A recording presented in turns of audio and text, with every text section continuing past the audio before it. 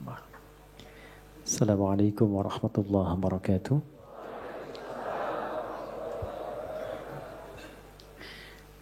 Alhamdulillahi rabbil alamin. Wassalatu wassalamu ala rasulillahil karim. Nabiyyina Muhammadin al-amin wa ala alihi wa sahbihi ajma'in. Wa ba'd. Fa ya ibadallah, usi nafsi wa iyyakum bitaqwallahi faqad faza al-muttaqun. Fala tamutunna illa wa antum muslimun. Faqala ta'ala ya ayyuhalladzina amanu ittaqullaha haqqa tuqatih wa la tamutunna illa wa antum muslimun. Jemaah sekalian, alhamdulillah kita masih diberikan kesempatan dan kemampuan oleh Allah Subhanahu wa taala untuk mengisi hari-hari kehidupan kita sampai dengan waktu duha ini di hari Ahad. Semoga Allah Subhanahu wa taala memberkahi kehidupan kita dan aktivitas kita sampai dengan di pagi hari ini. Memohon doa itu begitu penting. Dan bagi insan beriman itu tak putus dengan doa. Jadi ciri insan beriman itu setiap aktivitas kegiatannya akan selalu lekat dengan doa. Karena doa itu nanti punya dua fungsi utama. Yang pertama, senantiasa melekatkan kita agar terhubung dengan Allah di setiap kegiatan. Dengan keterhubungan itu, nanti ada dua feedback yang didapatkan. Pertama adalah perhatian Allah kepada seluruh aktivitas yang kita kerjakan. Karena itu, menjadi fitrah manusia, apapun yang dikerjakan bila menemukan kesulitan. Nah ini, biasanya berdoa kan ya? Mau ujian, berdoa ya? Bapak mau tes jabatan, berdoa. Ibu masukkan anak sekolah, berdoa ya? Nah, ciri beriman itu tidak nunggu ada masalah baru doa. Kalau itu biasanya cirinya fitrah manusia. Manusia itu begitu sulit minta. Sudah dikasih mudah, lupa. Akhirnya, dan kalau sudah lupa, salah. Kalau salah, nggak pengen dihukum. Makanya Allah Maha tahu tuh doanya, Rabbana la tu'akhidna in nasina au. Ya Allah, kalau kami lupa atau salah, jangan dihukum. Ya kan? Nah, untuk mencegah supaya nggak lupa dan salah, berusaha terkoneksi dengan Allah. Karena itu, semua kegiatan kita itu seluruhnya bersanding dengan doa. Tidak ada satupun kegiatan yang tidak ada doanya. Silahkan dicek. Dan itu cuma di Islam. Cuma di Islam. Yang doanya bukan direka-reka ya. Tapi memang betul diberi petunjuk sesuai dengan konteks. Karena itu doanya itu selalu senafas dan selaras dengan kegiatan. Coba antara bangun tidur dengan akan tidur. Sama nggak doanya? Beda kan ya? Padahal aktivitasnya terkait tidur. Yang satu bangun, yang satu tidur, akan tidur. Tapi doanya beda. Dan itu doanya bisa serupa, nggak dikarang-karang. Jadi baik yang di Arab, di tanah suci, ataupun di sini, di tanah kusir, doanya sama. Ya kan? Sama kan ya? Baik ya, mau di Chicago, di Amerika, di Chicago, di Bandung, sama. Ya kan? Di Singapura, di Singaparna, di Tasik, sama. Dan semua ada doanya. Ini ingin memberikan kesan bahwa satu, agama ini agama yang benar. Ya, kalau reka-reka manusia, setiap manusia pasti punya versinya sendiri. Pasti itu. Dan bahasanya mungkin bisa masing-masing. Yang Padang pakai bahasa Padang, yang Betawi pakai bahasa Betawi. Tapi kok bisa semua doanya itu semua sama.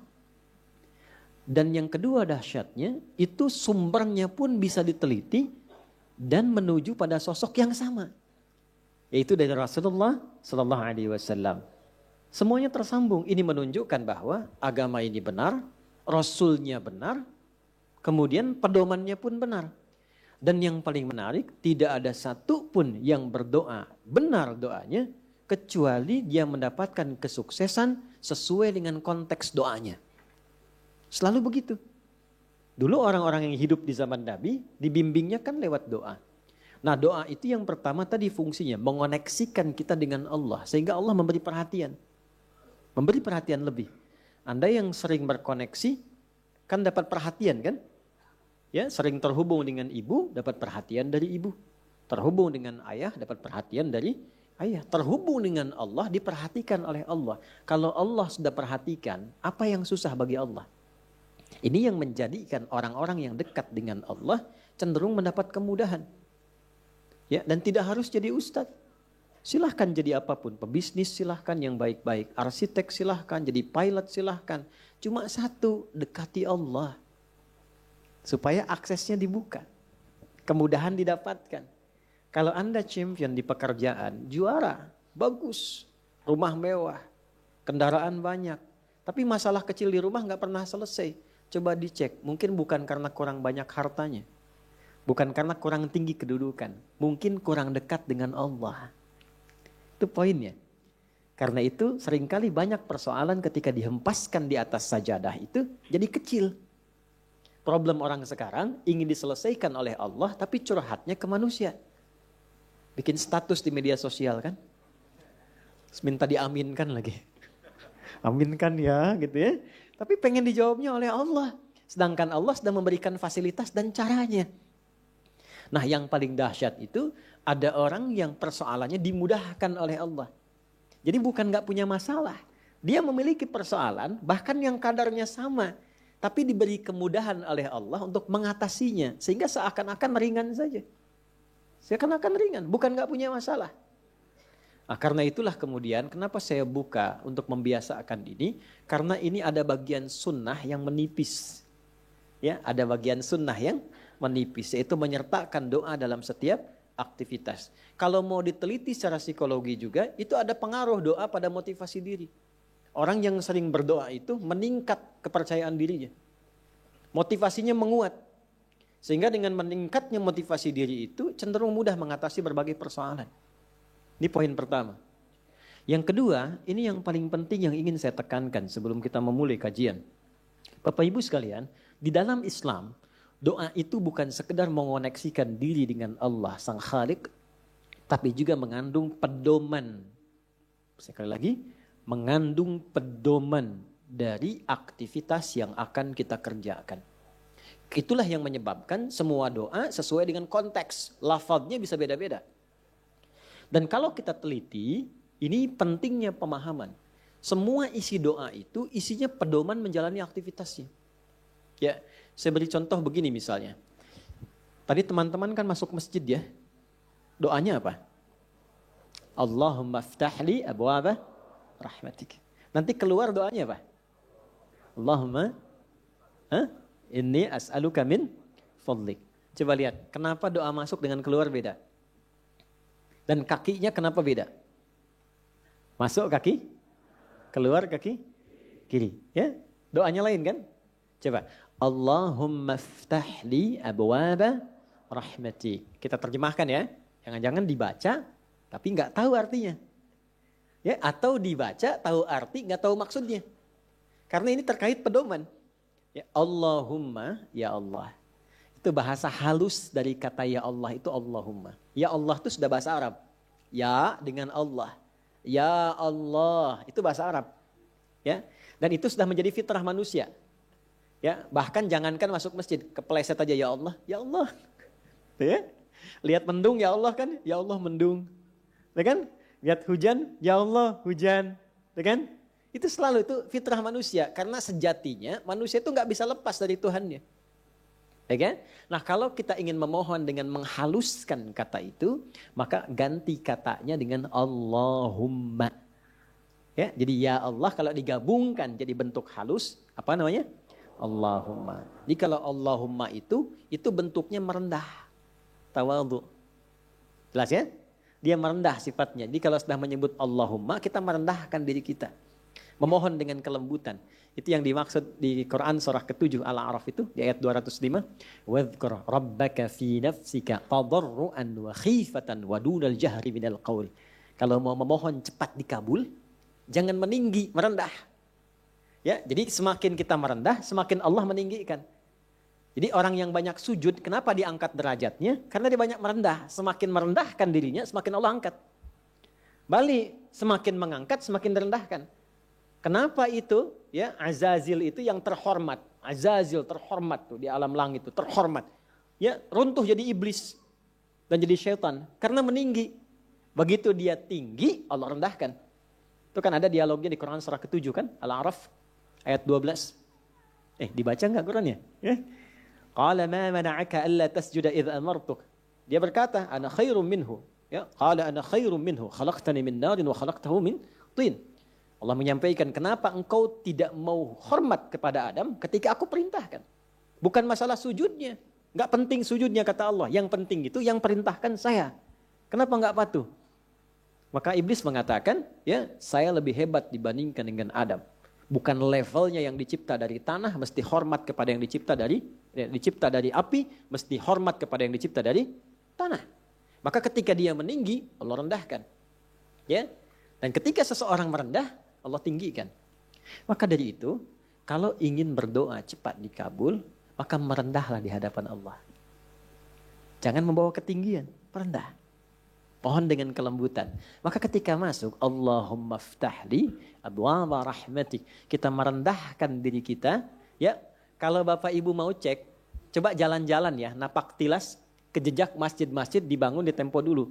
Itu ada masjid di Cirebon yang dibangun Sunan Gunung Jati itu pintunya sedikit dikebawahkan tuh. Coba kalau cek ya, kalau nggak percaya. Ya, kan sedikit dikebawahkan kan? Makanya masuknya tuh agak ke bawah kan? Itu sudah ngasih pelajaran. Jadi orang dulu itu pelajarannya simpel, nggak banyak ceramah tapi langsung dipraktekkan. Kenapa? Di antara dasar pemahamannya, filosofinya itu menerapkan konteks ini. Masuk dengan merendah, masuk ke rumah Allah kok meninggi. Ya kan? Walaupun Anda pejabat, punya kedudukan, punya harta, tapi statusnya di masjid hamba Allah. Ya, terlambat ya belakangan, jangan ngotot saf pertama. Ya.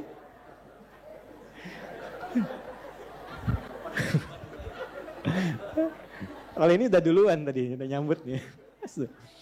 Sama. Apalagi imam di kantor. Ya, di kantor boleh jadi imam, jadi direktur. Tapi jabatan di kantor jangan samakan dengan di masjid. Babnya ada lagi. Ya. Dulu saya baru datang dari Tripoli itu, masuk pesantren, ada pejabat-pejabat itu yang tinggal pengen jadi imam. Karena merasa imam di kantor harus di masjid. Saya bilang bagus itu. Bagus. Cuman bacaannya agak kurang tepat. Sehingga telinga kadang sakit kalau dengar. Tuh kan? Saya tanya, Pak, kenapa nggak diperbaiki dulu bacaannya baru jadi imam? Justru kami jadi imam Ustadz supaya bisa diperbaiki. Saya bilang bagus itu Pak motivasinya. Jarang ada orang kayak Bapak itu. Luar biasa. Betul. Jangan direndahkan. Kan itu karena belum tahu. Orang belum tahu diberitahu. Bukan dimarahi. Ya, Pak, saya kasih jalan yang cepat supaya Bapak tetap jadi imam dan kualitas makin bagus. Wah, boleh Ustadz tuh. Bapak tetap jadi imam. Nanti sebelum sholat, dicek dulu Pak bacaannya. Santri nanti saya siapkan. Insya Allah begitu naik jadi imam, jadi lebih bagus. Betul itu Ustadz. Nah, sambil dicek, Bapak ngimaminnya duhur dan asar dulu. Biar saya yang handle maghrib, isya sama subuh gitu kan. Tapi sepakat, yang penting kan gak turun status. Ya kan? Ya, tetap imam. Ya kan? Kadang psikologi kan begitu. Yang penting gak turun status. Dan kita mendahulukannya, Bapak tetap imam Pak. Ya kan? Nah, imamnya zuhur dan asar. Alhamdulillah. Begitu maghrib, isya dan subuh, kita gantian sama santri. Kualitas bacaan lebih dibagusin. Ya, begitu sudah bagus kita dorong, Pak silahkan coba maghrib. Gak usah lah, ini aja yang udah ada. Nah, itulah dakwah. Itulah dakwah. Nah, itu merendah. Nah, Allahumma merendah. Iftahli, mohon bukakan untukku. Personal. Kenapa coba personal, bukan iftahlana? Ya, nggak ada orang masuk masjid dia sendiri Allahumma iftahlana, nggak ada. Selalu iftahli. Saya belum pernah dengar orang masuk masjid Allahumma iftah lana, lana, enggak ada. Iftahli. Abwaaba rahmatik. Li kan untuk pribadi kan? Nah, kemudian yang kedua, yang ketiga Allahumma iftahli, yang ketiga abwaaba. Abwaaba itu jamak dari bab. Bab itu pintu. Kok bisa jamak pintunya? Saya tanya, ibu waktu masuk ke dalam masjid lewat satu pintu atau banyak pintu? Satu pintu, nggak ada ibu masuk, balik lagi, lewat sana lagi, balik, nggak ada. Satu pintu. Kok bisa masuknya satu pintu, tapi mintanya banyak pintu? Bapa rahmatik. Nah, ini rahasianya. Baik. Nah, saya mau bagi sedikit sebelum kita mulai, tapi tolong catat ya. Catat betul-betul. Ini rahasia di antara kita. Bapak Ibu sekalian, rahmat itu di Quran dan juga dalam hadis setidaknya punya 3 makna utama. Ada 3 makna. 1, solusi dari berbagai macam persoalan hidup. Saya ulang, solusi dari berbagai macam persoalan hidup. Itu diantaranya ditemukan di Quran surah kedua Al-Baqarah di ayat 157. Nah, munculnya ayat 157 ini ada keterkaitan dengan 155 dan 156. Persoalannya di 155, sabarnya 156, solusinya 157. 155, walanabluwannakum bisyai'im minal khauf wal ju' wa naqsim minal amwal wal anfus wath thamarat wa basyiris sabirin. Sabarnya 156, alladzina idza asabathum musibah qalu inna lillahi wa inna ilaihi raji'un. Ayat 157-nya, ulaika alaihim salawatum mir rabbihim wa rahmah wa ulaika humul muhtadun. Itu ya. Baik. Rahmat yang pertama, solusi dari berbagai macam persoalan kehidupan. Baik kegelisahan. Jangan dikira yang hadir di sini tenang semua. Ini walaupun wajahnya kelihatan senyum-senyum, hatinya ada yang gundah. Ada yang baru ditolak saat mau lamaran, mungkin kan? Lamar kerja maksudnya. Ya? Ada yang mungkin sedang kesulitan di rumah tangga, pengen dapat ketenangan, khauf. Gak bisa dihindari. Tadi aja kan udah lihat-lihat jam, nih Ustaz datang enggak gitu kan? Padahal saya secepat mungkin bisa ke sini tuh. Ya nggak singgah di rumah, cuman ke kantor ganti pakaian langsung ke sini. Hampir nggak tidur saya semalam itu. Alhamdulillah. Ya, tapi kan yang khawatir Anda. Walju' kan ada yang lapar. Awal-awal dari subuh ke sini sarapan aja belum kan? Lihat-lihat yang jualan nggak depan kan? Itu nggak apa-apa. Wa naqsim minal amwal, ada yang mungkin baru kena musibah di kantor. Proyek misalnya, ada yang nggak lulus, ada utang belum dilunasi, cicilan masih nyari solusi. Ada yang demikian. Wal anfus, ada yang sakit, mungkin kerabatnya datang supaya cari wasilah. Allah kabulkan doanya. Ada yang ngejar ustadz supaya minta didoakan. Ada. Wat thamarat, itu kalau buka mushaf diartikan buah-buahan. Itu sebetulnya bahasa kiasan. Cara bacanya, memahaminya dengan balaghah. Kalau baca terjemah nanti kurang nyambung. Kalau buah-buahan berarti yang diuji cuma tukang buah. Tukang sayur tidak. Ya. Itu cara bacanya pakai ilmu balaghah, pakai majaz. Maksudnya apa? Kalau buah itu kan didapatkan, dipanen saat mulai pertama kali merawat benih kan? Nanam, dijaga dari hama. Tiba-tiba besoknya mau dipanen, malam-malam diambil orang. Antum yang ikut tender, kualifikasi antum yang jelas. Tapi pengumuman orang lain yang ngambil. Itu maksudnya. Ada orang-orang yang kehilangan sesuatu setelah dia berusaha keras mendapatinya. Harusnya dia, kok yang dapat orang. Saya mau tanya pada Anda. Biasanya kalau situasi begitu pelariannya kemana? Tuh. Ya, dan cari yang paling kuat kan doa itu kan yang bisa memberi solusi kan. Doa itu kan minta. Nggak mungkin minta pada yang diduga nggak bisa ngasih. Dan puncak pemberian itu pada Sang Maha Pemberi, yaitu Allah, Wahhab, pemberi tanpa batas. Nah, Allah memberikan tempat-tempat spesial yang kalau minta hati lebih khusyuk. Beda antara minta di kendaraan di rumah dengan di tempat ini. Tempatnya lebih tenang, saat masuk saja suaranya sudah lain, aura sudah beda. Apa nama tempatnya? Masjid. Makanya Bapak Ibu masuk masjid ini rasanya sudah lain. Dengan rumah sendiri tenang mana dengan masuk masjid? Masjid. Masuk rumah semewah-mewahnya, tenangnya nggak sama dengan masuk masjid. Begitu dibuka tenang gitu. Masya Allah. Baru masuk kalau punya masalah kadang-kadang sudah terasa dalam. Nangis kan sholat 2 rakaat. Nyender ke tembok, tidur aja. Ya, tenang. Gitu. Dulu di Jepang dulu begitu, ada cerita, kawan saya sedang cerita itu, kan tingkat bunuh dirinya tinggi karena stresnya tinggi. Ternyata kaya itu tidak menjamin bahagia. Maju tidak menjamin bahagia, kan negara maju. Tapi indeks kebahagiaannya belum tentu didapatkan maksimal. Bunuh dirinya banyak, Pak. Saya pernah lewat satu tempat itu yang tiap hari selalu ada 1 sampai 3 orang bunuh diri di situ. Itu masih biasa, Ustaz. Ada satu tempat X lah, saya tidak sebutkan, ya, X. Itu tiap hari mayat bergeletak di mana aja. Sampai akhirnya wali kotanya punya ide, tapi ini nggak harus ditiru.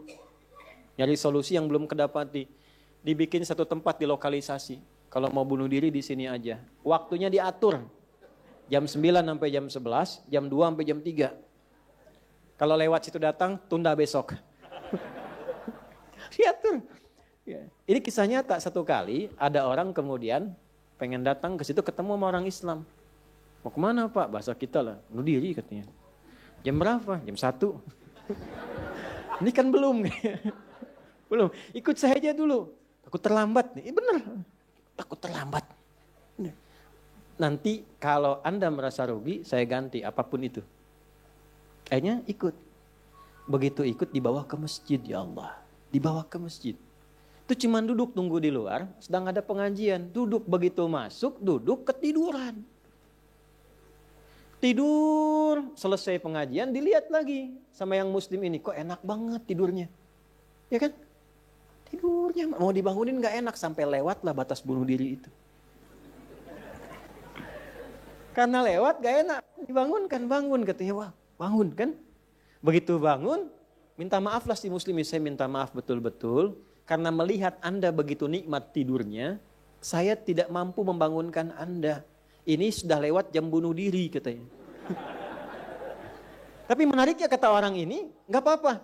Ini tempat apa katanya? Tempat apa? Ini masjid. Kenapa? Saya itu ingin bunuh diri karena saya sudah berhari-hari nggak bisa tidur.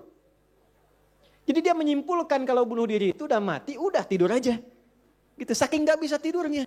Tapi kok bisa di tempat ini bisa tidur? Dia belum kenal jamaah Andor.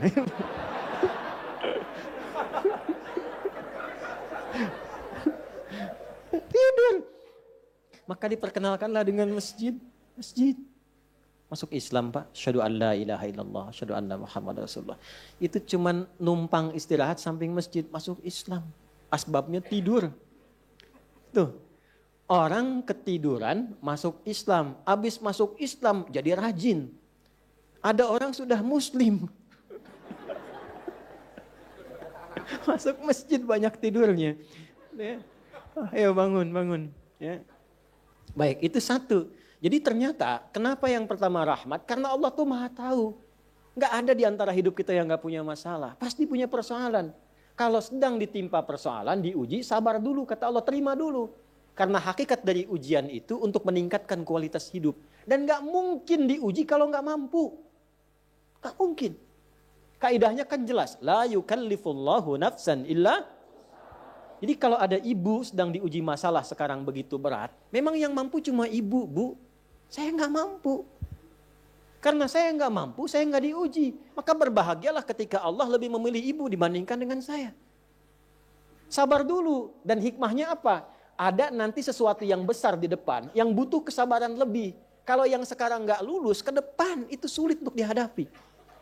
Karena itulah ditingkatkan kualitas terima dulu, tapi kan nggak usah lama-lama. Ya kan? Allah maha tahu itu, jangan lama-lama, terima dulu, datanglah kemudian mohon solusi. Kemana datangnya? Masjid. Maka dari itulah ketika masuk, Anda mengatakan, Allahumma ftah li abwaba rahmatik. Di antara itu minta solusi. Makanya ketika masuk merendah, sholat 2 rakaat, begitu sholat, mintalah sesuai kebutuhan Anda yang dirasakan pada saat itu. Itu fikihnya. Nah kalau nggak tahu fikihnya, nanti itu nggak kepake, sayang, peluang hilang. Padahal mungkin itu cara Allah untuk bisa mengabulkan apa yang kita mohon. Jelas? 1. 2, itu ampunan dari dosa yang sudah berlebih. Namanya israf. Quran surah ke-39 Az-Zumar di ayat ke-53. Qul ya ibadiyalladzina asrafu ala anfusihim la taqnatu mir rahmatillah. Innallaha yaghfirudz dzunuba jami'a. Duhai hambaku, tuh masih disebut hamba. Siapa di antara kita di sini yang merasa tidak punya dosa? Boleh angkat tangan. Boleh, silakan. Saya selesai pulang. Pasti setiap kita merasa itu. Dan tidak sedikit orang-orang yang ingin taubat itu mencari tempat. Nah, tidak ada tempat yang paling ideal kecuali ke masjid. Kalaupun gak ada orang, gak apa-apa. Datang, masuk. Masuk, Pak. Mungkin yang menghambat rezeki itu dosa. Yang menghambat perbuatan belum bisa jadi baik, dosa.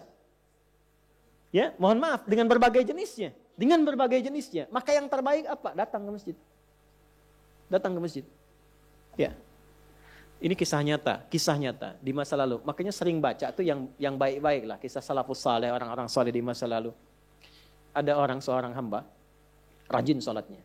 Ini sahih riwayatnya, sahih. Rajin salat. Tapi yang menarik tertuliskan, ya, ketika malaikat itu mendapat informasi, di aras tertuliskan. Ini termasuk bagian dari ahli neraka. Tapi salat. Perhatikan. Ini nanti terkait juga dengan hadis, kalau Anda baca Al-Arba'in, nomor hadis yang keempat itu. Ya, terkait dengan bab takdir. Bagaimana kemudian ikhtiar seorang hamba itu, ya, menjadikan ia berubah dari salah menjadi saleh dan sangat dicintai oleh Allah. Oke? Maka apa yang terjadi? Bapak Ibu sekalian, ketiba kemudian, si malaikat itu, ini kisah sahih yang sampai, lalu menyampaikan, kasihan pada orang ini, kok kelihatannya ibadah tapi tertulis ahli neraka. Maka disampaikan dengan cara yang Allahu a'lam, apakah menyamar atau bagaimana, tuliskan. Kamu kok terus-terusan sholat? Padahal belum tentu baik di mata Allah. Belum tentu menjadi bagian ahli surga. Perhatikan jawabannya. Tujuan saya sholat ini bukan karena surga atau neraka. Tujuan sholat ini bukan karena saya dipandang baik atau buruk. Tapi tujuan sholat ini saya ingin mengagungkan Allah Subhanahu wa ta'ala. Perhatikan. Dan nanti ini menjadi cara bagi seseorang yang ingin bertobat. Jadi kalau ingin bertobat, tobatnya ingin benar, carilah perhatian Allah. Yang penting ridha Allah. Terus saja tobat sampai merasakan kenikmatan tersambung dengan Allah. Itu maksudnya. Jadi begitu keluar kalimat itu yang mengguncang arsy, itu yang dijadikan oleh Allah pelajaran bahkan pada alam malaikat untuk mengenal bagaimana rahmat Allah itu diberikan. Mudah bagi Allah membuka, merubah, memutar, mudah. Tapi Allah ingin memberikan pelajaran bahkan di alam malaikat bagaimana kasih Allah diberikan. Begitu kalimat itu muncul, apa yang terjadi? Maka berubahlah di arsy namanya menjadi ahli surga. Ini riwayat sahih. Berubah menjadi apa? Ahli surga. Padahal Allah tuh maha mengetahui, gampang aja tinggal dirubah ahli surga, tidak. Tapi Allah ingin memberikan informasi bahkan di alam langit kepada para malaikat betapa tingginya rahmat Allah memberi kesempatan pada setiap hambanya untuk kembali kepada Allah dalam kebaikan. Dan itu disebut hamba. Disebut hamba. Karena itu Allah begitu mencintai ketika ada pelaku maksiat, dia pengen taubat, itu begitu dicintai. Dan statusnya naik lebih tinggi. Ini yang menyebabkan ayat ini turun. Qul ya ibadiyalladzina asrafu ala anfusihim. Ini yang menyebabkan itu menunjukkan rahmat Allah. Hai hambaku, betapa besar pun kau pernah berbuat dosa, sepanjang masih hidup belum tiba ajalmu, jangan pernah putus asa untuk mendapatkan rahmatku. Pakai rahmat. Rahmat di sini mencakup Rahman dan Rahimnya Allah Subhanahu wa taala. Karena itu kalau Anda pernah berbuat salah, kita, jangan malu untuk kembali. Kalaupun malu dilihat orang, Allah menyiapkan tempat yang tidak semua orang bisa ke situ. Datang ke masjid. Mohon, minta salat 2 rakaat. Minta kebaikan kepada Allah sampai hati mendapatkan ketenangan. Jelas di sini? Baik. Dan yang ketiga, ini yang paling juga banyak dimohonkan, ya. 1, solusi. Yang kedua apa? Ampunan dari dosa yang begitu melimpah, ya. Dan yang ketiga, rahmat yang ketiga, kasih sayang yang memudahkan jalan-jalan kehidupan. Dunia sampai akhirat. Yang ketiga. Semua kita pasti ingin mendapatkan kemudahan, kenyamanan. Bukan cuma dunia, sampai dengan akhirat. Kasih Allah yang memberikan kemudahan dunia disebut dengan Rahman. Kasih Allah yang memberikan kelapangan akhirat disebut dengan Rahim. Itu kita baca setiap hari. Bismillahirrahmanirrahim. Maka ketika masuk ke dalam masjid, mohonlah kepada Allah 1 dari 3 kemuliaan ini. Kalau ustadznya belum datang, itu manfaat besar. Boleh jadi banyak permohonan, ayo lekatkan di situ. optimalkan. Dan di situ mungkin peluang terbesar untuk mendapatkan apa yang kita inginkan. Jadi, begitu Bapak Ibu mendapatkan 1 dari 3 itu, keutamaan bukan? Keutamaan bukan? Hah? Istimewa tidak? Dalam bahasa Arab, sesuatu yang istimewa, sesuatu yang utama disebut fadlun namanya. Makanya Sulaiman alaihissalam ketika dipuji, karena hebatnya, istimewanya, bisa menaklukkan awan. Itu kan? Sebelum Songgoku dan Songgohan dengan awan kintonnya itu, yang fiksi. Nabi Sulaiman tuh betul-betul nyata. Tapi ketika dipuji apa yang beliau katakan? Hadza min fadli Rabbi. Fadlun. Itulah sebabnya, kalau bisa jangan dulu keluar. Sampai merasakan rahmat Allah ada dalam diri kita. Begitu keluar, Anda keluar dengan kaki kiri dengan mengatakan, Allahumma inni as'aluka min fadli. Ya Allah, saya ke masjid seperti apa yang kau perintahkan, saya datang. Saya memohon seperti apa yang kau tunjukkan lewat Rasulmu, saya lakukan.